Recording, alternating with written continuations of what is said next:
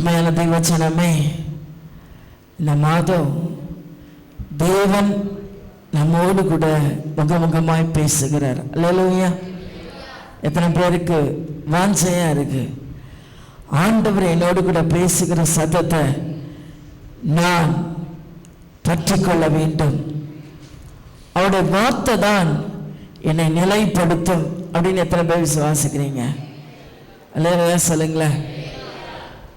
ஏசாயாவின் புஸ்தகம் 60ஆம் அதிகாரம் 2ஆம் வசனத்தை நீங்கள் வாசிங்க. இதோ இருள் பூமியையும் காரிருள் ஜனங்களையும் மூடும், ஆனாலும் உண்மையில் கர்த்தர் உதிப்பார், அவருடைய மகிமை உண்மையில் காணப்படும். அல்லேலூயா. அருமையான தேவச்சனமே, இந்த மாதம் ஆண்டவர் நம்மை ஆச்சரியமா, ஒவ்வொரு மாசமும் ஆச்சரியமா தான் நடத்துறார், அற்புதமா நடத்துறார். ஆனா இந்த நாளில் அவர் செய்த செய்கை இதோ இருள் பூமியையும் காரிருள் ஜனங்களையும் மூடும், ஆனாலும் உன்மேல் கர்த்தர் உதிப்பார், அவருடைய மகிமை உன்மேல் காணப்படும். அல்லேலூயா சொல்லுங்க. இதுதான் வாக்குத்தத்தம். இந்த மாசம் இதை நீங்க சொல்லி சொல்லி சொல்லி சொல்லி நீங்க அநேக காரியங்களை ஜெயம் எடுக்க போறீங்க. அல்லேலூயா. காரிருள் என்று சொன்னால் சாத்தானின் வல்லமைகள், அவனுடைய கிரியைகள், இது பூமியை மூடும். ஆனா ஆண்டவர் சொல்றாரு, இருள் என்பது ஒரு இருட்டு. ஆனா காரிருள் அப்படின்னா எகிப்திய ஜனங்களுக்கு இந்த கார்ல காமிச்சாராம். அது எப்படி இருந்துச்சா, பக்கத்திலேயே ஆள் நின்னா கூட அவங்களை என்ன பண்ண முடியாது, பார்க்க முடியாது. பக்கத்திலேயே ஆள் இருப்பாங்க, ஆனா அவங்க இருக்கிறாங்கன்றத உணரவே முடியாது. அதான் காரிருள். இருட்டில் மக்களை ஈஸியாக நம்ம என்ன பண்ணலாம், கண்டுபிடிச்சலாம். இருட்டாக இருந்தால் கூட ஒரு சில விஷயங்களை நம்ம இந்த இடத்துல இருக்குது, இந்த இடத்துல இருக்குது, நம்மளால் கண்ணை மூடிட்டே கூட செயல்பட முடியும். ஆனால் இந்த காரிருள் என்பது அந்த கண்ணுக்குள்ளே இருக்கிற வெளிச்சத்தை கூட மூடிடுமா. அது எவ்வளோ பயங்கரம்ல. நீங்கள் அதை உணர்றீங்களா? உங்கள் கண்ணை மூடினாலும் உங்களுக்குள்ளே ஒரு வெளிச்சம் இருக்கும் இல்லையா? அந்த இருட்டில் கூட தடவி ஏதோ ஒன்று உங்களுக்கு தேவையானதை கண்டுபிடிச்சிருவீங்க. ஆனால் இந்த காரிருள் என்பது உங்கள் கண்ணுக்குள்ளே இருக்கிற வெளிச்சத்தை கூட இருட்டாக்கிற கூடிய ஒரு மோசமான நிலை. அல்லேலூயா. அல்லேலூயா சொல்லுங்க. இந்த காரிருள் ஜனங்களை மூடும். ஆனால் இங்கே இருக்கீங்க பார்த்தீங்களா, உங்க மேல கர்த்தர் வெளிச்சமா இறங்குவார். அல்லேலூயா. உலகமே இருண்டு போனாலும், உலகமே இருட்டடைஞ்சு போனாலும், செயல்படாத ஒரு நிலைக்கு கடந்து வந்தாலும் நீங்களும் நானும் செயல்பட்டுட்டே இருப்போம். அல்லேலூயா. உங்க வாழ்க்கையில எதுவுமே தடையா இராது என்பதை ஆவியானவர் இந்த நாள்ல உங்களுக்கு சொல்றார். பல தடைகளை உண்டாக்க பிசாசு எழும்பலாம். உங்க ஆசீர்வாதத்துக்கு, உங்க பலனுக்கு, உங்களுக்கு வேண்டிய எல்லா நன்மைகளுக்கும் தடையை உண்டாக்கும்படி அவன் பயங்கரமா எழும்பலாம். அந்த பயங்கரம் என்ற வார்த்தையை நான் சொல்லக்கூடாது, ஆனாலும் அதை நான் உச்சரிக்கிறேன் என்று சொன்னால் அது எவ்வளவா இருக்கும்னு யோசிங்க. ஆனாலும் ஆண்டவராகிய தேவனுடைய ஜனமே, நீங்கள் மனதில் ஒரு தீர்மானத்தை இன்றைக்கு வைத்துக் கொள்ளுங்க. எவ்வளவு விதத்தில் காரிருள் உங்களை மூடிக்கொண்டு, அநேக நேரம் பார்த்தீங்கன்னா நமக்கு பிரச்சனைகள் போராட்டங்கள் வரும்போது அந்த பிரச்சனையை சால்வ் பண்ணக்கூடிய காரியம் நம்மக்கிட்டே இருக்கும் நிறைய நேரம். ஆனால் அது நம்ம கண்ணுக்கு தெரியவே தெரியாது. நான் இதை நிறைய நேரம் உணர்ந்திருக்கேன். நம்மக்கிட்டே இருக்கும் அதுக்கு வழி. ஆனால் அந்த வழியை கண்டடைய முடியாதபடிக்கு ஒரு இருட்டு உங்கள் கண்ணை மூடி வச்சிருக்கோம். நன்மையை கண்டு கொள்ள முடியாதபடி உங்கள் இருட்டு உங்கள் கண்ணை மூடி வச்சிருக்கோம். அந்த இருட்டை வெளிச்சமாக மாற்றுகிறவர் தெய்வன். வேதத்தில் நீங்கள் எங்கே பார்த்தாலுமே ஒரு மனுஷனை ஆசீர்வதிக்கணும் அப்படின்னா திடீர்னு வானத்திலேருந்து பண மூட்டையோ இதெல்லாம் கொட்டாது. நீங்கள் புரிஞ்சுக்கணும், என்றைக்குமே நம்முடைய ஆசீர்வாதம் திடீர்னு பொத்துன்னு வந்து நம்ம கையில் கிடைக்கவே கிடைக்காது. அது நம்மக்கிட்ட இருக்கிற ஏதோ ஒரு சின்னது. 5000 பேருக்கு ஆகாரம் கொடுக்கறதுக்கு ஆண்டவர் ஒரு சின்ன பையன் கையில் இருக்கிற அப்பத்தையும் மீனையும் தான் எடுத்தார். எத்தனை அப்பம் இருந்துச்சு, எத்தனை மீன் இருந்துச்சு? 2 மீன் 5. சொல்லுங்க. 5 அப்பம் 2 மீன். 5 அப்பத்தையும் 2 மீனை வச்சு எவ்வளோ பேரை திருப்தி ஆக்கினாரு சொல்லுங்களேன். 5000 பேர் அட்ட டைம்ல 5000 பேருக்கு சாப்பாடு கொடுக்கணும்ன்றது நடக்கவே நடக்காத ஒரு காரியம். ஆனால் தேவன் உங்க வாழ்க்கையில் அவர் வெளிச்சமா இறங்கினார்னா மறைஞ்சு கிடக்கிறத கொண்டு வந்து அதை பெருக செய்து உங்களை திருப்தியாக்கி அதை நிறைவா நடத்துவார். அல்லேலூயா. கர்த்தர் தான் செய்ய போறார். இவ்வளவு காலம் உங்க கண்ணுக்கே தெரியாம மறைஞ்சி அடைஞ்சி தடைப்பட்டு கிடந்த காரியங்கள்லாம் இந்த நாள்ல எல்லாம் வெளியே வரப்போகுது. அல்லேலூயா. இருட்டில் கிடந்ததை எல்லாத்தையும் நீங்க என்ன பண்ண போறீங்க? கண்டெடுக்க போறீங்க. அதை காண்பதற்கு வெளிச்சமாகிய தேவன் உங்க கண்ணுக்கு முன்னால ஒதுக்க போகிறார். அல்லேலூயா சொல்லுங்க. அல்லேலூயா சொல்லுங்க. நீங்கள் எதற்கெல்லாம் உங்கள் மனம் ஏங்கினதோ உங்கள் இருதயம் தேடினதோ அதை கண்டடையும்படிக்கு வெளிச்சத்தின் தேவன் உங்க முன்னாடி பிரகாசிக்க போறார். அல்லேலூயா. அருமையான தேவச்சனமே, 3ஆம் வசனம் சொல்லுது, வெளிச்சத்தின் இடத்திற்கு ஜாதிகளும் உதிக்கிறவன் ஒளியின் இடத்திற்கு ராஜாக்களும் நடந்து வருவாங்க. அல்லேலூயா. வெளிச்சம் இருக்கிற இடத்துல தான் என்ன உண்டாகும்? ராஜா எங்கேயுமே போறாரு பரிவாரத்தோட இருட்டில் போக மாட்டார். எப்படிதான் போவாரு? நல்ல வெளிச்சத்துல தேர்ல உட்கார்ந்து பரிவாரங்களோட கம்பீரமா அவர் கடந்து போவார். அல்லேலூயா சொல்லுங்க. அருமையான தேவச்சனமே, நம்மிடத்துல உதிக்க போகிற வெளிச்சத்தின் ராஜாதி ராஜாவாகிய அவர் உங்க மத்தியில அவர் உங்களுக்கு முன்னால கடந்து போகிற தேவன். எத்தனை பேர் அதை உணர போறீங்களோ?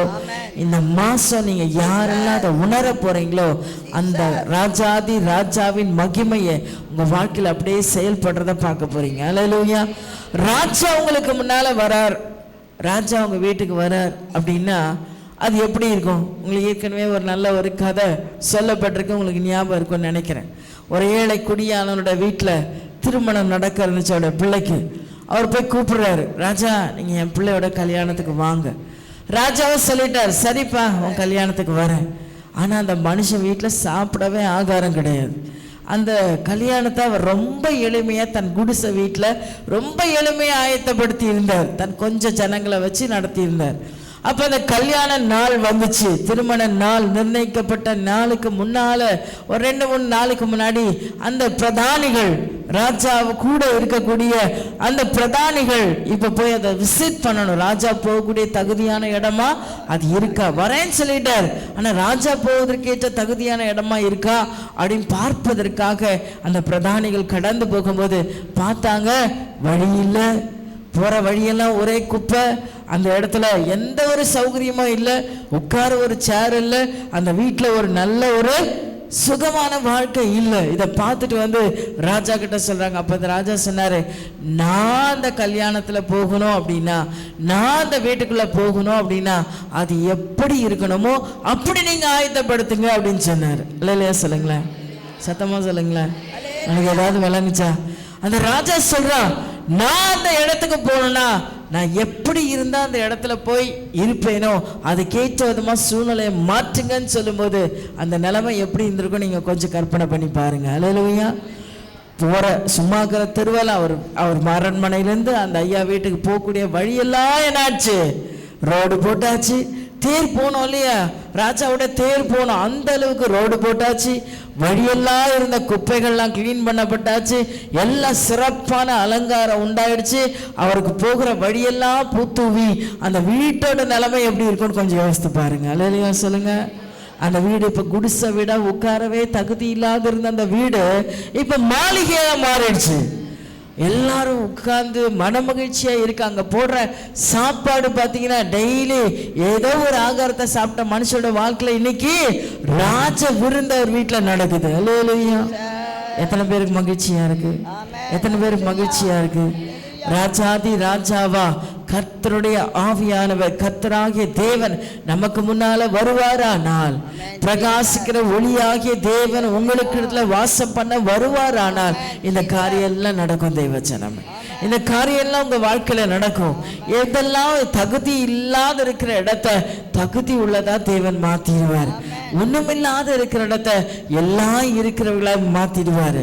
அந்த இடத்துல ஒரு சுகமும் இல்லாத இருக்கிற இடத்துல பூரண சுகம் உண்டாயிரும். அல்லேலூயா சொல்லுங்களா. அருமையான தேவச்சனம் 58 10 வாசிங்க. உள்ளவனிடத்தில் உன் ஆத்துமாவை சாய்த்து சிறுமைப்பட்ட ஆத்துமாவை திருப்தியாக்கினால் அப்பொழுது இருளில் உன் வெளிச்சம் உதித்து உன் அந்தகாரம் மத்தியானத்தை போலாகும். இருள் உன்னை விட்டு விலகணும் அப்படின்னா அங்க என்ன வரணும்? வெளிச்சம் வரணும். வெளிச்சமாகிய தேவன் உன் வாழ்க்கையில இறங்கிட்டாரு.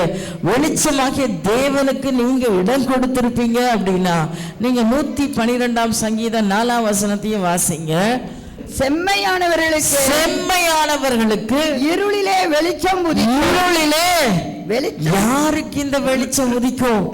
இரண்டு போயிருக்கிற வாழ்க்கையில யாருக்கு வெளிச்சம் உண்டாகும் அப்படின்னா செம்மையானவர்களுக்கு இருளிலே வெளிச்சம் உதிக்கும். இந்த செம்மையானவர்கள் என்ற வார்த்தைக்கு உங்களால நிச்சயமா அர்த்தத்தை கண்டுபிடித்துக் கொள்ள முடியும் என்று நான் விசுவாசிக்கிறேன். செம்மையானவர்கள் யாருங்க? ஒரே வார்த்தையில சொல்லுங்க பார்க்கலாம். செம்மையானவர்கள் என்றால் யார்? சிறப்பானவர்கள், நல்லவர்கள், சிறந்தவர்கள். இன்னும் நீங்க அதிகமா சொல்லப்போனா தேவனுக்கு பயந்தவர்கள். ஒரே வார்த்தையில சொல்லணும் அப்படின்னா தேவனுக்கு பயந்தவர்கள், தேவனுக்கு கீழ்ப்படுகிறவர்கள், தேவனுடைய சத்தத்தை ஏற்றுக்கொண்டு அதன்படி நடக்கிறவர்கள். அவர்களுக்கு இருளிலே வெளிச்சம் உதிக்கும். நான் சொன்னேன், இந்த வெளிச்சமாகிய தேவன், ராஜாதி ராஜாவாகிய தேவன் வெளிச்சமா வரார் அப்படின்னா எப்படிப்பட்ட இடத்தையும் அதை சிறப்பானதா, அந்த கீழ்த்தரமான அந்த குடிசைய மாளிகையா மாற்றக்கூடிய வல்லமை இந்த உலகத்துல இருக்கிற ஒன்றுமில்லாத ஒரு மனுஷனுக்கே ஆகும். அப்படின்னா வானத்தையும் பூமியும் சர்வத்தையும் படைச்ச என்னால் ஆகாதது ஒன்றுமில்லை என்று சொன்ன தேவனால் என்னவெல்லாம் செய்ய முடியும் நீங்க யோசிச்சு பாருங்க. அவரால் முடியாது என்பது எதுவுமே இல்லை. நம்ம என்னென்னமோ யோசிச்சுட்டு இருக்கோம். ஐயோ இப்படி ஆயிடுது, அப்படி ஆயிடுது, இது ஏன் நடக்கல, இது ஏன் என் வாழ்க்கையில முடியல, இது ஏன் எனக்கு கிடைக்கல. அவரால் கொடுக்க முடியாதுன்னு ஒன்றுமே இல்லை. அப்ப கிடைப்பாததுக்கு என்ன காரணம்? நான் இன்னும் பெற்றுக்கொள்ளாமல் இருப்பதற்கு என்ன காரணம்? ஒரே ஒரு காரணம் தான். என்ன காரணம்? ஏதாவது உங்களுக்கு புரியுதா அந்த வசனம்? நீங்கள் இன்னும் பெறாமல் இருப்பதற்கு என்ன காரணம்? செம்மையானவர்களுக்கு வெளிச்சம், இருளிலே வெளிச்சம் உதிக்கும். அப்ப வெளிச்சம் உதிக்கலையே, இன்னும் எனக்கு பெற்றுக்கொள்ள முடியலையே, நான் இன்னும் இருட்டில் எங்கேயோ ஒரு மூலையில நான் இருட்டில் கிடக்கிறேனே, வெக்கம் எனக்கு இருக்க, வெளிச்சத்தை கொண்டு வர முடியலையே, என் வாழ்க்கைய எல்லாருக்கும் முன்னால தைரியமா நான் நிற்க முடியலையே, ஏதோ ஒரு இடத்துல என்னை வெட்கப்படுத்திக்கிட்டே இருக்கேன், என் மனசே என்னை வெட்கப்படுத்துது, மக்கள் வெட்கப்படுத்துறாங்க, என்னை சுத்தி இருக்கிறவங்க வெட்கப்படுத்துறாங்க, ஏதோ ஒரு வெட்கம் என்னை பின்தொடர்ந்து வந்துட்டே இருக்கு. இந்த காரியம் அழிக்கப்பட வேண்டுமானால், இந்த காரியம் உங்க வாழ்க்கையில நிரந்தரமா விலகணும் அப்படின்னா நாம் என்ன செய்ய வேண்டும்? எல்லாம் இங்க இருக்கீங்களா? என்ன செய்யணும்? சத்தமா சொல்லுங்க. கர்த்தருக்கு பயப்படும். ஐயோ நான் ரொம்ப தேவனுக்கு பயந்த பிள்ளைதான், எனக்கு தெரியும், நான் மனுஷன் முகத்தை பார்ப்பேன், உங்க செயல்பாடுகளை பார்ப்பேன். அல்லேலூயா சொல்லுங்களேன். சபையில் நீங்க ஃபர்ஸ்ட் வர்றதையும் சபையின் காரியங்களை முக்கியத்துவம் கொடுக்கறதையும் நான் பார்க்கும்போது நான் என்ன நினைப்பேன்? சொல்லுங்களேன். யாரையும் நான் ஊன் பண்ணதை சொல்லலை, ஆவியானவர் சொல்றத சொல்றேன். அது நானா இருந்தாலும் நான் தான் இங்க சபைக்கு வரேன். ஆனாலும் நான் தேவனுக்கு பிரியமா இல்லாட்டா என் வாழ்க்கையில என்ன வராது? வெளிச்சம் வராது. அல்லேலூயா சொல்லுங்க. அப்போ நம்முடைய செயல்பாடு மட்டுமே தேவனுக்கு பிரியமா இருக்கக்கூடாது. சும்மா மேற்புறமா பார்க்கும்போது மனுஷனும் முகத்தை பார்க்கிறான், கர்த்தரோ, நல்ல சத்தமா சொல்லுங்க, கர்த்தரோ நான் பார்க்கிற பார்வையில என்ன நீங்க பார்க்க பார்வையில நான் பெஸ்டா தெரியலாம், எனக்கு நீங்க பெஸ்டா தெரியலாம். ஆனா இருதயத்தை ஆராய்ந்து அறிகிற கர்த்தர் இருக்கிறாரு. அவருக்கு தெரியும் நம்ம யாரு, நம்ம குணம் என்ன, நம்ம செயல் என்ன, நம்ம எதை முதன்மையா வாஞ்சிக்கிறோம், எதுக்கு முதலிடம் கொடுக்கிறோம், எல்லாம் அவருக்கு தெரியும். அல்லேலூயா. இருதயத்தை அறிஞ்ச ஆண்டவர். இதை நீங்க முக்கியமா புரிஞ்சுக்கணும். மனுஷனுக்கு நம்ம என்ன வேணா சொல்லி திருப்தி படுத்திக்கலாம், மனுஷனை எப்படி வேணா நம்ம சாட்டிஸ்ஃபை பண்ணிடலாம். நான் தான் பெஸ்ட் உலகத்திலேயே உங்களை நான் எந்த விதத்திலேயோ காமிச்சு உங்களை உறுதிப்படுத்திட முடியும். என்ன போல ஒரு ஆள் இல்லைன்றத உங்க எல்லார் வாயால சொல்ல வைக்க முடியும். ஆனா தேவனுடைய வாயிலிருந்து என்னை பத்தி என்ன சொல்லணும்? நான் பெஸ்ட்ன்னு சொல்ல வரணும். அல்லேலூயா. நீ எனக்கு பிரியமானவன் சொல்ல வரணும்.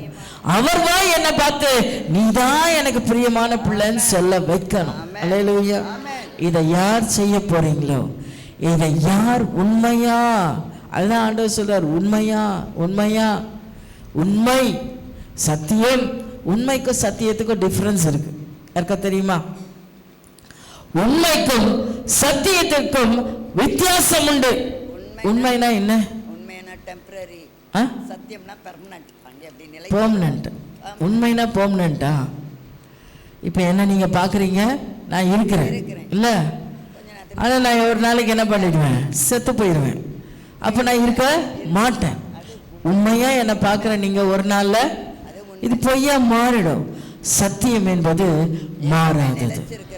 சத்தியத்தை மாத்தவே முடியாது. அதனாலதான் நீங்க என்ன பண்ணக்கூடாது, சத்தியம் பண்ணாதீங்கன்னு சொல்றாரு. எதுக்கேத்தாலும் சத்தியம் சத்தியம் ஒரு சில விஷயங்கள்லாம் சொல்றேன் பாருங்க, அது மாறிடும். மனுஷனுடைய வாயில இருக்கிற வார்த்தை என்னைக்கு வேணாலும் மாறிடும். அதனால அதுக்கு சத்தியம் சொல்லவே கூடாது. அதனால சத்தியம் பண்ணாதீங்கன்னு சொல்றாரு. எனக்கு ஏதோ ஒரு நோக்கத்தோட ஆவியான நம்ம மத்தியில பேசிட்டு இருக்காரு. ஸோ முற்றிலுமா தெய்வ கரத்துல அர்ப்பணிக்கலாம். அருமைய தெய்வ ஜனமே, கர்த்தருடைய பிரகாசம் நம்மை உதிக்கும் பொழுது என்னெல்லாம் நடக்குது நம் கடகடன் வாசித்து முடிச்சிடலாம். 11ஆம் வசனத்தை வாசிங்க. கர்த்தர் நித்தமும் உன்னை நடத்தி மகா வறட்சியான காலங்களில் உன் ஆத்துமாவை திருப்தியாக்கி உன் எலும்புகளை நினமுள்ளதாக்குவார். எலும்புகளை நினமுள்ளதாக்குவார். நீ நீர்ப்பாய்ச்சலான தோட்டத்தை போலவும் வற்றாத நீரூற்றை போலவும் இருப்பார். இதுதாங்க உங்களுக்கு இந்த மாசம் கிடைக்க போற ஆசீர்வாதங்கள். அவர் வெளிச்சமாய் உங்க வாழ்க்கையில உதிக்கும் போது இருள் விலகுவதற்கு நீங்கள் இடம் கொடுப்பீர்களானால், உங்க வாழ்க்கையை இருட்டடிச்சிட்டு இருக்க ஏதோ ஒரு இருள் உங்களை சூழ்ந்து கொண்டு இருக்கிறது, அந்த இருளை நீங்க தான் விலகணும். ஆண்டவர் விலக மாட்டார். ஆண்டவர் விலக மாட்டார். நம்ம கிட்ட எந்த இருளுக்கு சொந்தமான காரியம் இருக்குன்றத நான் யோசித்து அதை என்னை விட்டு விலக்கணும். விளக்கும் போது ஆண்டவர் சொல்றாரு, கர்த்தர் நித்தமும் உன்னை நடத்தி, அவர் உன்னை நடத்துவார். சங்கீதம் 32:8 வசனத்தை வாசிங்க. நான் உனக்கு போதித்து நீ நடக்க வேண்டிய வழியை உனக்கு காட்டுவேன். உன்மேல் என் கண்ணை வைத்து உனக்கு ஆலோசனை சொல்லுவேன். உன்மேல் என் கண்ணை வச்சு உனக்கு ஆலோசனை சொல்லுவேன். நீ என் சத்தத்தை கேட்டா உன் மேலே நான் கண்ணை வச்சு உனக்கு சொல்லிக்கிட்டே இருப்பேன். நீ எங்கே போகணும், என்ன செய்யணும், எதை பண்ணணும், எதை பண்ணக்கூடாது, எதை செய்யக்கூடாது, எதை செய்யணும், எல்லாவற்றையும் உன் மேலே கண்ணு வச்சு நான் சொல்லிக்கிட்டே இருப்பேன். என் வார்த்தையை கேட்டு நடந்தா உனக்கு சொல்லுவேன். அவர் எப்பவுமே நம்மளை கம்பல் பண்ணுற தெய்வன் இல்லை. என் வார்த்தையின்படி தான் நீ நடக்கணும் அப்படின்னு சொல்றவர் இல்லை. ஆனால் அவர் வார்த்தையின்படி நடக்க நீங்கள் பிரயாசப்பட்டா அவர் உங்களை வழி நடத்திட்டே இருப்பார். அல்லேலூயா சொல்லுங்க, அல்லேலூயா சொல்லுங்க. ஆண்டவரே நீங்க என் வழிக்கு வாங்க அப்படின்னு கூப்பிட்டாலும் அவர் வருவார். ஆனா எப்படி வருவாரு? விருப்பமே இல்லாம உங்க பின்னாடி வருவார். ஆனா நான் உங்க பின்னாடி வரேன், எனக்கு வழிகாட்டுங்கன்னு சொன்னீங்கன்னா அவர் ரொம்ப சந்தோஷமா உங்களை கரம் பிடிச்சு நடத்துவார். இந்த ரெண்டு விஷயத்துல எது வேணும்ன்றத நீங்க தான் செலக்ட் பண்ணணும். ஆண்டவரே என் பின்னாடி வாங்கன்னு சொல்ல போறீங்களா, ஆண்டவரே நான் உங்க பின்னாடி வரேன்னு சொல்ல போறீங்களா? அல்லேலூயா சொல்லுங்க. ரெண்டுமே செய்வாரு.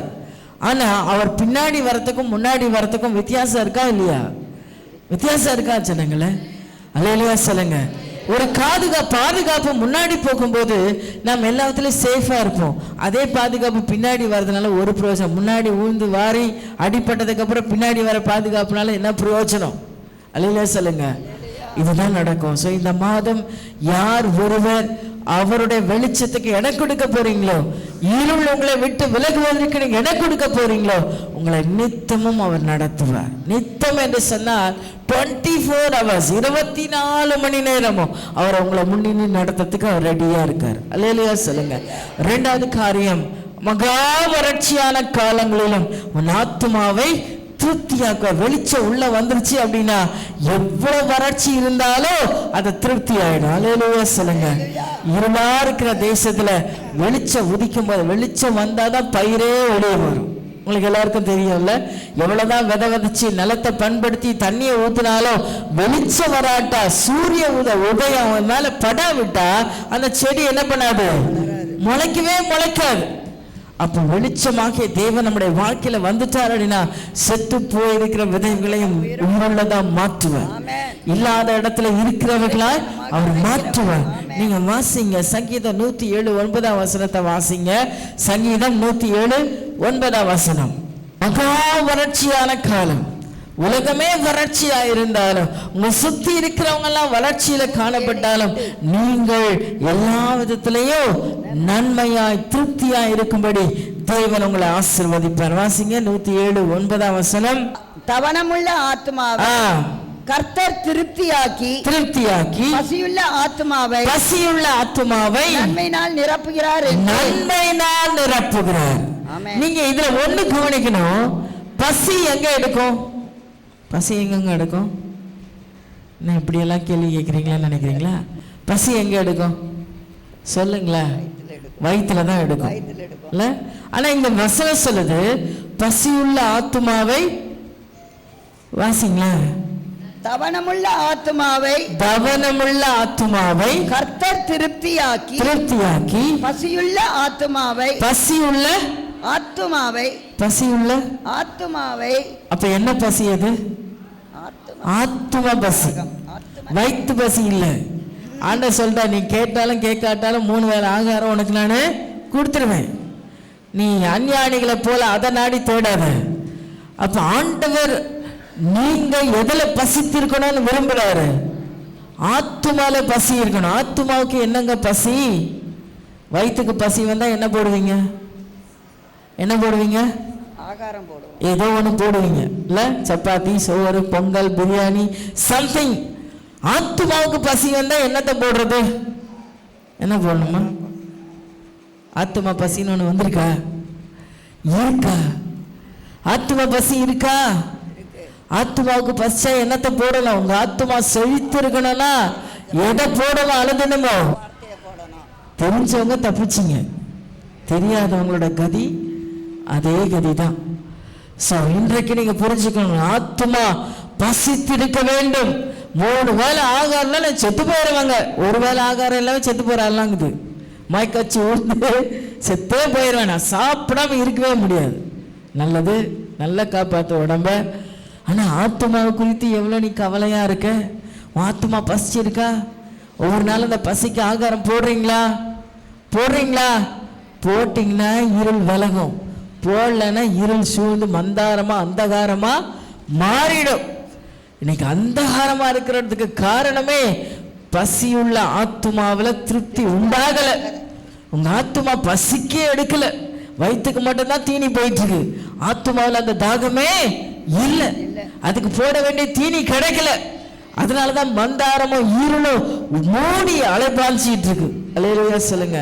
அப்போ ஒவ்வொரு நாளும் உங்க ஆத்துமாவில் என்ன உண்டாகணும்? தாகம் உண்டாகணும், பசி உண்டாகணும், வசனத்தை வாஞ்சிக்கணும், வசனத்தை ஆகாரமா தினமும் போடும். ஒவ்வொரு நாளும் போடணும். அல்லேலூயா சொல்லுங்க. போட்டாதான் நீங்கள் திருப்தி ஆவீங்க. வெறும் ஆகாரத்தை வயிற்றுல ரொப்பிக்கிறதுனால திருப்தி உண்டாகாது. டெய்லி 25 கிலோ மூட்டை வாங்கினாலும் 15 நாள்ல காலி ஆயிடுது இல்லையா? திருப்பி ஒரு மூட்டை வாங்கினாலும் அடுத்த 15 நாள் காலி வாங்கதான் செய்யும். அது உங்களுக்கு திருப்தியை மீதி எடுக்க உதவி செய்யாது. ஆனால் உங்க ஆத்மாவுக்கு ஆகாரத்தை போட்டு பாருங்க, வசனத்தை போட்டு பாருங்க, அது மீதம் எடுக்கிற அளவுல திருப்தியா உங்களுக்கு கொடுக்கும். அல்லேலூயா. உங்க களஞ்சியமும் குறையாது, உங்க வீட்டுல அப்பமும் தண்ணீரும் குறையாது, எல்லாம் நிறைவா உண்டாகும். அல்லேலூயா. உங்க ஆத்மா திருப்தியா இருந்துச்சுன்னா உங்க வாழ்க்கையில எல்லாமே திருப்தி உண்டாகும், எல்லாமே நிறைவு உண்டாகும். சோ ஒவ்வொரு நாளும் அந்த ஆத்மா திருப்தி அடையும்படிக்கு வார்த்தையினால நிரப்பிக்கொண்டே இருங்க. அல்லேலூயா சொல்லுங்க. உங்களுக்கு வாழ்க்கையில திருப்தி வேணும்னா ஆத்மாவை திருப்தி பத்த கற்றுக்கொள்ளுங்க. அல்லேலூயா. அருமை தேவச்சனமே, இந்த இருள் உங்களை மூடாதபடிக்கு நீங்கள் காத்துக்கொள்ள வேண்டுமானால் நீங்கள் செய்ய வேண்டிய காரியம் உங்க ஆத்மாவை அனுதினம் வசனத்தினாலே திருப்தி ஆக்கி கொண்டே இருங்க. மூன்றாவது காரியம், உன் எலும்புகளை நினம் உள்ளதாக்குவார். உன் எலும்புகள் நினம் உள்ளதா இருக்கும். நீங்க நிறைய பேருக்கு பிரச்சனை, எலும்புல நினம் இல்லை. என்ன இல்லை? காஞ்சி போச்சு, வறண்டு போச்சு, அது மாவு மாதிரி உளுத்துட்டு இருக்குதுங்க. எப்படிங்க நீங்க வாழ்றீங்க? இப்படிதான் நிறைய பேர் கேள்வி கேட்டுக்கிட்டு இருக்காங்க. நிறைய பேர் எலும்புகள் உள்ள என்ன இல்லை? மஞ்சை இல்லை, நினம் இல்லை, ஸ்ட்ரென்த்தா நிக்க முடியல, இடுப்பு வலி, கால் வலி. இன்னைக்கு பாத்தீங்கன்னா 50-60 வயசுல வர வேண்டிய வழியெல்லாம் இப்ப எப்போ வருது? இந்த ஜெனரேஷன்ல ஒரு 20 வயசுல வருது. இதுக்கு அடுத்த ஜெனரேஷன்ல 10 வயசுலயே வந்துடும் நினைக்கிறேன். அவ்வளோ எலும்புகள் பலனற்று கிடக்குது. எலும்பு தான் நம்முடைய முழு சரீரத்தை தூக்கி நிறுத்தக்கூடிய முழு பலன் உள்ளது. அப்ப எலும்புல பலன் இல்லைன்னா முழு சரீரமும் கெட்டு போயிடும். இந்த எலும்பை ஸ்ட்ராங் பண்ற, இந்த எலும்புக்குள்ள மஞ்சையை கொடுத்து, இந்த மஞ்சை என்ன பிரயோஜனமாக தெரியுமா? நம்ம முழு பாடியும் நல்ல ஸ்ட்ராங்கா இருக்கிறது, இம்யூனிட்டி ரைஸ் பண்றது அந்த மஞ்சைக்குள்ள இருந்து தான் வெளிப்படுது. எல்லா வெள்ளை அணுக்கள் தான் நமக்கு இம்யூனிட்டி ரைஸ் பண்றது, எல்லா நோய் எதிர்ப்பு சக்தியை கொடுக்கிறது மஞ்சை தான் நம்முடைய இம்யூனிட்டியை ரைஸ் பண்ணக்கூடியது. இல்லையா சொல்லுங்களேன். அது காஞ்சிச்சுன்னா எந்த வியாதி வந்தாலும் உடனே எஃபெக்ட் பண்ணிடும், எந்த பலவீனம் வந்தாலும் உடனே இந்த உடம்பு பாதிக்கப்படும். அதனால தான் சொல்லுவாங்க, நோய் அடிக்கடிக்கு தாக்குதுன்னா இம்யூனிட்டி ரைஸ் பண்ணுங்க, நல்ல அந்த உயிர் சக்தி உண்டாகிற மாதிரி நல்ல உயிர் சக்தி உள்ள ஆகாரங்களை கொடுங்க அப்படின்னு சொல்லுவாங்க. அருமை தேவச்சனமே, இன்னைக்கு நமக்குள்ள உயிர் சத்தா இருக்கிறவர், ஜீவனா இருக்கிறவர் யார் தான்? இயேசு கிறிஸ்து தான். அவருடைய ஜீவன் நமக்குள்ள பரிபூர்ணமாகணும், அவருடைய ரத்தம் நமக்குள்ள பரிபூர்ணமாகணும். ஒவ்வொரு நாளுடைய பரிசுத்த ரத்தத்தினால நாம் கழுவப்படணும், சுத்திகரிக்கப்படணும். ஒவ்வொரு நாளும் கேளுங்க, ஆண்டவரே உச்சந்தலைமை உள்ளங்கால் வரை உங்க ரத்தம் எனக்குள்ள பாயினா ஆண்டவரே. அவருடைய ரத்தம் உள்ள இறங்குச்சுன்னா உங்க ரத்தம் புதிதா மாறிடும். அல்லேலூயா. அவருடைய பலன் உங்களுக்குள்ள வந்துச்சுன்னா எல்லாம் புதுசா மாறிடும். இன்னைக்கு எத்தனையோ சாட்சிகளை கேட்டுக்கொண்டு இருக்கிறோம். நம்முடைய வாழ்க்கைய சாட்சியா மாறிக்கொண்டிருக்கிறது. செத்து போன உள்ள அவயங்களை கூட புது ஜீவனை உண்டாக்கிட்டு இருக்கிற தேவன் நம்முடைய தேவன். அல்லேலூயா. விசுவாசிக்கிறவங்களுக்கு இது உண்டாக தேவ ஜனமே. அவரால் கூடாதது ஒன்றுமே இல்லை. மனுஷன் கொடுக்கிற மருந்து மாத்திரைகளை காட்டிலும் நமக்குள்ள இருக்கிற தேவன் பெரியவர். அவர் ஜீவனை உண்டாக்கிட்டா இந்த உலகத்துல எதுவுமே மாற்ற முடியாது. அவர் அவயத்தை புதுசாவே மாத்துவார், நரம்புகளை புதுசா மாத்துவார், நம்முடைய ரத்த நாளங்களை புதுசா மாத்துவார். எப்பேற்பட்ட வியாதியும் பூரணமாக்க அவரால் முடியும். அல்லேலூயா. எந்த பலவீனங்களையும் நமக்குள்ள இருந்து எடுக்க அவரால் முடியும். நீங்க விசுவாசத்துல சோர்ந்து போய் தான் நாம் நிறைய பலவீனங்களுக்கு அடிமை ஆகி கொண்டு இருக்கிறோம். இன்னைக்கு விசுவாசத்துல பலப்படணும். தேவனால என்னை எல்லா விதத்திலும் பலப்படுத்த முடியும். வாழ்க்கையில விசுவாச அறிக்கையை கற்றுக்கொள்ளுங்க. வசனத்தை சொல்லி சொல்லி, வார்த்தையை சொல்லி சொல்லி உங்களுக்குள்ள பலம் உண்டாக்கி கொள்ளுங்க. தேவச்சனமே, உங்க எல்லா வியாதியும் போக்க தேவனால முடியும். உங்க முழங்கால் தேவனுக்கு முன்னால முடங்கி வார்த்தைனால கட்டளை இடுங்க, வசனத்தை கொண்டு கட்டளை இடுங்க. வியாதிகள் உங்களை விட்டு விலகி போகும். வியாதியை பத்தியே சிந்த, எப்ப பார்த்தாலும் இந்த வலி அந்த வலி, உடம்புல வலி இருக்கதான் செய்யுது. நான் எப்பவுமே சொல்லுவேன், எங்க அம்மாட்ட எந்த வலி போய் சொன்னாலும் சொல்லுவாங்க, ஒரு வார்த்தையை சொல்லுவாங்க, ஞாபகம் இருக்கா? நான் சொல்லியிருக்கேன் உங்களுக்கு, உடம்புன்னு இருந்தா வலின்னு ஒன்று இருக்கதான் செய்யும். அதை ஒண்ணுமே பண்ண முடியாது. இந்த உலகத்தின் மண்ணிலிருந்து எடுக்கப்பட்டாய், மண்ணில் இருக்கிற அத்தனை வலியும் உனக்குள்ள இருக்கதான் செய்யும். மண்ணில் என்னெல்லாம் பிரச்சனை இருக்கோ எல்லா பிரச்சனையும், மண்ணில் புழு இருக்கா, பூச்சி இருக்கா, அரைச்சிக்கிட்டே இருக்குமா, அரைக்குதா இல்லையா, ஈரம் இருக்கா, நொதான் இருக்கா, எல்லாம் உங்க உடம்புல இருக்கும். கால் வீங்கிக்குது, கை வீங்கிக்குது, அங்க அரிக்குது, இங்க அரிக்குது, எல்லாம் உண்டாகும். அதை பார்த்துட்டு இருந்தீங்கன்னா உன் ஆவி பலனடையாது. உன் பலவீனங்களை நீ பார்த்துட்டு இருந்தா ஆவி பலனடையாது. அந்த சரீரமும் எப்போதோ பலவீனமானது, உங்கள் ஆவியும் உற்சாகம் உள்ளது. ஸோ இந்த இருள் உங்களை விட்டு விலகணும் அப்படின்னா நீங்கள் ஆவியில என்ன பண்ணணும்? உற்சாகம் அடையணும். இந்த சரீரத்துக்கு முதலிடம் கொடுக்கறத தூக்கி எறிஞ்சிட்டு ஆவிக்கு முதலிடம் கொடுங்க. ஆவியில பலனடைங்க. என் ஆண்டவர் பார்த்துக்குவார், அவர் நடத்துவார், என்னை உருவாக்குவார், என்னை பலப்படுத்துவார். அல்லேலூயா சொல்லுங்களேன், தைரியமா சொல்லுங்க, அல்லேலூயா சொல்லுங்க. நம்முடைய தகப்பன் விசுவாசத்தின் தகப்பன். உண்மையாவே இந்த உலகத்துல உங்களுக்காக எனக்காக கொடுக்கப்பட்ட நம்முடைய ஊழியக்கான விசுவாசம் பெருசு. உண்மையா அவரை பார்த்து நான் நிறைய இடத்துல ஆச்சரியப்பட்டிருக்கேன். அவர் உடம்புல ஜுரம் வியாதின்னு வந்ததே இல்லை. வந்தாலும் அதை உடம்புல அவருக்கு பலனே கிடையாது, எனக்கு தெரியும். ஆனா அதை அவ்வளோ ஒரு ஆவியில ரெசிஸ்ட் பண்ணுவார். அதை மேற்கொள்றதுக்கு அவர் உள்ளுக்குள்ளேயே பாடுபடுறதை நான் கண்களால் பார்த்துருக்கேன். அல்லேலூயா சொல்லுங்களேன். நான் அவரை பார்த்து தான் அநேக விஷயங்களை தைரியம் கொண்டிருக்கேன். நான்லாம் விசுவாசத்துல ஒண்ணுமே இல்லாதார். ஆனா அவர் சரீரத்தில் எவ்வளோ வந்தாலும் சரி, எவ்வளோ உபத்திரம் வந்தாலும் சரி, முழங்கால் போட்டு தான் ஜெயிக்கணுன்றதை அவர் கற்றுக் கொடுத்துட்டு போன விஷயம். அல்லேலூயா. எத்தனை பேர் இன்னைக்கு அதை உங்க வாழ்க்கையில கற்றுக்கொள்றீங்க? அந்த விசுவாச தகப்பனை நீங்க பின்பற்றி வரணும். முடியாது. அருமையான தேவச்சனமே, உங்க எலும்புகளை நினமுள்ளதாய் மாற்ற வல்லவரா இருக்கிறார். அப்புறம் வாசிங்க கடைசியா, நீர்ப்பாய்ச்சலான தோட்டத்தை போலவும் வற்றாத நீரூற்றை போலவும். சங்கீதம் 1-2-3 வசனத்தை வாசிங்க. ஆலோசனையில் நடவாமலும் பாவிகளுடைய வழியில் நில்லாமலும் பரியாசக்காரர் உட்காரும் இடத்தில் உட்காராமலும் கர்த்தருடைய வேதத்தில் பிரியமாய் இருந்து இரவும் பகலும் அவருடைய வேதத்தில் தியானமாயிருக்கிற மனுஷன் பாக்கியவான். அவன் நீர்க்கால்களின் ஓரமாய் நடப்பட்டு தன் காலத்தில் தன் கனியை தந்து இலையுதிராதிருக்கிற மரத்தை போல் இருப்பான். அவன் செய்வதெல்லாம் வாய்க்கும். இதாங்க, வேற ஒண்ணுமே இல்லை. வற்றாத நீரூற்று போல இருப்பாய் அப்படின்னா நீ செய்யறதெல்லாம் வாய்க்கும். நீ எது கை வச்சாலும் அது வழங்கும். நீ என்ன செஞ்சாலும் அதுல கடவுளோட இருப்பார். இந்த கிணறு பார்த்தீங்கன்னா மேலெல்லாம் வறண்டு போனது போல இருக்கும். எவ்வளோ ஆழம் போனாலும் அங்க எப்பவுமே தண்ணி அதுல வத்தவே வத்தாது. ஏன்? கிணத்துல தண்ணி இப்போ நம்ம போர் கூட போட்டிருக்கோம், தண்ணி வத்தவே வத்தாது. ஏன்? வத்தி போதுனாலும் ஒரு அர்த்தம் இருக்கு, வத்தாம இருக்கிறதுக்கு ஒரு அர்த்தம் இருக்கு. என்ன அர்த்தம்? உள்ள என்ன இருக்கு? நீரூற்று இல்லாம போயிடுச்சுன்னா வத்தி போயிடும். நீரூற்று இருந்துட்டே இருந்துச்சுன்னா அது எத்தனை வருஷ காலம், 100 ஆண்டு காலம் ஆனாலும் கூட, தலைமுறை ஆனாலும் அந்த தண்ணி என்ன பண்ணும்? அப்படியே இருக்கும். அல்லேலூயா சொல்லுங்களேன், அப்படியே சொல்லுங்க. அந்த நீரூற்று எவ்வளவு முக்கியமோ. நீங்க செல்போன்ஸ் இப்போ ரொம்ப ரொம்ப சிம்பிளா உங்களுக்கு சொல்றேன். இன்னைக்கு எல்லாரும் செல்போன் அடிக்ஷனா இருக்கிறோம். எவ்வளோ காஸ்ட்லி, 2 லட்சம் 3 லட்சம் கூட போட்டு வாங்குறீங்கன்னு வச்சுக்கோங்களேன். அது சரியா உங்களுக்கு பயன்படனா ஒன்று தேவை. என்ன தேவை?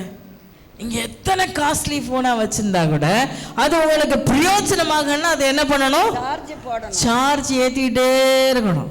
சார்ஜ் ஏற்றாமல் நான் ஃபோனை வச்சிருக்கிறேன்னு ஃபிலிம் காட்டினா அதை வச்சு ஒன்றுமே பண்ண முடியும். எந்த பிரயோஜனமும் இருக்காது. எவ்வளோ காஸ்ட்லி ஃபோனாக இருந்தாலும் அதனால உங்களுக்கு ஒரு பிரயோஜனமும் இல்லை. அப்போ என்ன ஏறிட்டே இருக்கணும்? அதில் டெய்லி ஒழுங்காக அதுக்கு சார்ஜ் பண்ணணும். இன்னைக்கு உங்கள் ஆத்மாவை சரியாக, உங்கள் ஆவியை சரியாக சார்ஜ் பண்ணல அப்படின்னா நீங்கள் என்ன ஃபிலிம் காட்டினாலும் அதில் ஒரு பிரயோஜனமும் இருக்காது. அல்லேலூயா சொல்லுங்க. அப்போ சார்ஜ் ஏறிட்டே இருக்கணும். நீரூற்று வந்துகிட்டே இருந்தால் தான் அந்த கிணறு வற்றாது. நீரூற்றை போல தேவனுடைய ஆவி உங்களுக்குள்ள என்ன பண்ணணும்? தொங்கிட்டே இருக்கணும். ஆவியான உங்களுக்குள்ள செயல்பட்டுக்கிட்டே இருக்கணும். ஆவியை தூரமா வச்சுட்டு உங்க ஆவி வேற ஆவியோட சேர்ந்து இருந்துச்சுன்னா பிரயோஜனமற்று போயிடும். ஒவ்வொரு நாளும் தேவனுக்குள்ள நம்ம சார்ஜ் ஆகிட்டே இருக்கணும். எங்க சார்ஜ் பண்ண முடியும்? எப்படி சார்ஜ் பண்ணுவீங்க உங்களை? ஆவியில் நீங்க எப்படி உங்களை சார்ஜ் பண்ணிப்பீங்க? வசனத்தை படிக்கிறது மூலமா. அதை நம்ம ஏற்கனவே பார்த்துட்டோம். ஆவியில வார்த்தையை ஆத்துமால போட்டுட்டே இருக்கணும். வேற எப்படி நீங்க சார்ஜ் ஏற்ற முடியும்? உங்களுக்கே எல்லாம் தெரியுது, நான் என்னத்தை பிரசங்கம் பண்றது? உங்க ஆத்துமாவை நீங்க உயிரோட வச்சிருக்கணும். உங்களோட கிரியைகள் வெளியரங்கமாகணும். நீங்க நீரூற்ற போல வற்றாத, எப்படி நீரூற்று ஓரத்துல வைக்கப்பட்ட செடி கலகலன்னு இருக்குதோ அது என்னைக்குமே காயாது, என்னைக்குமே அதுல கனி குறையாது இருக்குதோ அப்படி இருக்கணும். என் வாழ்க்கை பசேல் இருக்கணும். எல்லார் பார்வையிலும் அது கலகலன்னு இருக்கணும். நான் சந்தோஷமா இருக்கணும், மகிழ்ச்சியா இருக்கணும். என்னைக்குமே நான் குறைவே பார்க்க கூடாது. அப்படின்னா என்ன இருக்கணும்? கீழே ஊற்று இருக்கணும். ஊற்றுல உன் வேறு படணும். அல்லேலூயா சொல்லுங்க, அல்லேலூயா சொல்லுங்க. உன் செல்ஃபோனில் சார்ஜ் ஏறிக்கிட்டே இருக்கணும், ஜெபம் பண்ணிக்கிட்டே இருக்கணும். அல்லேலூயா. ஜெபத்தில் தான் நீங்கள் சார்ஜ் பண்ணிக்க முடியும். தேவனோட உறவில் நீங்கள் புதுப்பிக்கப்பட்டுக்கிட்டே இருக்கணும். தேவனோட உறவு உங்களுக்குள்ள உருவாக்கப்பட்டுக்கிட்டே இருக்கணும். இது ஒரு நாள் ஞாயிற்றுக்கிழமை மட்டும் வந்துட்டோம்ப்பா சர்ச்சுக்கு, அத்தனை நாள் வந்து கடவுளை பற்றி கவலையே இல்லாமல் ஓடிக்கிட்டு இருந்தா பிரயோஜனம் இருக்கா? அப்போ ஒவ்வொரு நாளும் என்ன பண்ணணும்? உங்க ஆத்துமாவை சார்ஜ் ஏற்றணும். சாப்பாடு போட்டால் திருப்தியாகும். அது அந்த ஆத்மா உயிரோட வைக்கணும் அப்படின்னாவே என்ன வேணும்? சார்ஜ் ஏற்றிக்கிட்டே இருக்கணும். லேப்டாப்னு ஒன்று அடிக்கணும். அடித்தாதான் அது ஸ்ட்ராங்காக இருக்கும். உயிர் இருக்கணும்ல. உயிர் இருக்கணும்னா நீங்கள் ஒவ்வொரு நாள் தெய்வ சமூகத்தில் உயிரூட்டப்பட்டு கொண்டு இருக்க வேண்டுமானால் தெய்வ சமூகத்தில் கட்டாயமாக அமர்ந்திருக்கணும். நீங்கள் ஜீவன் பெறதே அவருடைய சமூகத்தில் தான். உங்க ஜீவன் பரிபூர்ணமாக அவருடைய சமூகத்துல தான். ஜெபிக்காத ஆத்துமா செத்த ஆத்துமா. சொல்லுங்க எல்லாரும். ஜெபிக்காத ஆத்துமா செத்த ஆத்துமா. ஜெபிக்கிற ஆத்துமா தான் வாழும். ஜெபிக்கிற ஆத்துமா வாழும். அந்த வாழ்ற ஆத்துமாவில தான் எல்லாத்துலயும் நிறைவா நடத்த முடியும். அல்லேலூயா சொல்லுங்க. ஜெபம் இல்லாம நீங்க இந்த உலகத்துல போய் பெருசா எதையும் சாதிச்சிடலாம் அப்படின்னு நினைக்கவே நினைக்காதுங்க. உலகத்தானுக்கு அது காரியமாகும், ஆனா உங்களுக்கும் எனக்கும் ஆகவே ஆகாது. ஸோ ஜெபம் ரொம்ப ரொம்ப ரொம்ப அவசியம். ஸோ வழி நடத்த தேவன் நம்மோட இருக்கிறார். நம்மளை திருப்திப்படுத்துவார், நம்ம பலப்படுத்துவார். நாம் கனி தந்து புஷ்டியா வாழும்படிக்கு அவன் நமக்கு ஜீவனை தருவார். நம்மகிட்ட இருக்கிற இருள் விலகுச்சுன்னா இவ்வளோ காரியங்கள் நம்முடைய வாழ்க்கையில திருப்தியா நடக்கும்.